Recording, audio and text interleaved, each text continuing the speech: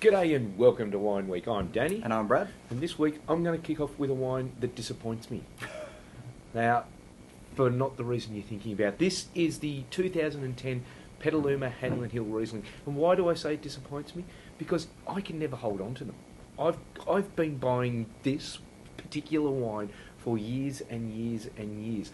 And every now and then I'll drag one out that's got a bit of bottle age on it, and it'll be the last one of that vintage, and I just end up crying into my soup.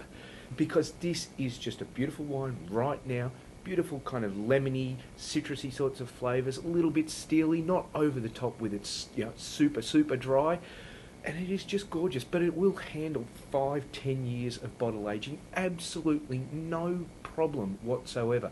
And as I say, I just can't hold on to them that long. It gets to like 5 years down the track from when I bought half a dozen of them, and the last of them's gone, and it really makes me sad because it's such a beautiful wine now, but even better in 5+ years' time. So, if you're like me, grab more than one of them, throw them down, and try and hang on to them as long as you can.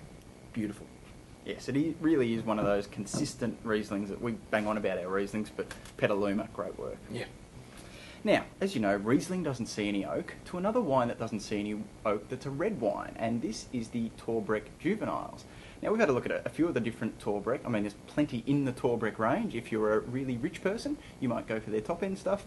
But the Juveniles is a little bit lighter on the hip pocket. So recommended retail on this is sort of around the low to mid-20s. Now, what makes this a little bit different is that, as I said, it doesn't see any oak. So for a red wine, this is really about focusing on the fruit flavours here. So this is a young wine. This is the 2009. Really is designed to be enjoyed straight away right now. The side note on this, the story behind it, there's a bar in Paris, which is the Juveniles bar, and Dave Powell, the winemaker, he was requested, why don't you put together a wine that we can serve by the glass in this bar, and hence came the Juveniles.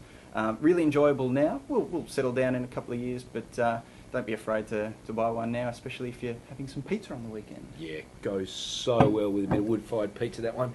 I love that. Last wine that we're going to have a look at this week.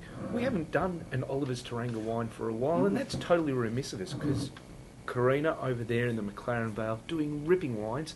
This, the HJ Shiraz, kind of the top of the tree for her at the moment. And when I say top of the tree, that's certainly no understatement because the grapes that go into this used to be sold off to very, very upper echelon wines. Your very, very big name in the Australian wine industry used to buy these grapes, stick them into their very, very top of the tree stuff.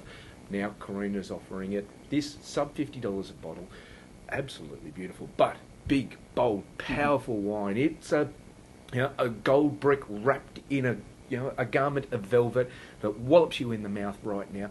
But once again, beautiful aging potential on this. I have no doubt that if you cellar this correctly, you get 10+ years out of it. But if you're after a big, bold wine right now that's got a pedigree that is, well, almost unmatched for that sort of dollar wine, make sure you go and check out the HJ Shiraz from Oliver's Taranga. Yeah, it's really one of the those premium wines from the McLaren Vale that we really love. We certainly do. Anyhow, that's it for this week on Wine Week. Make sure you listen to the radio show this week and next week. We've got some super special guests coming along. And it's exciting times. Yeah, indeed. So I'll catch you all next week. See you next week.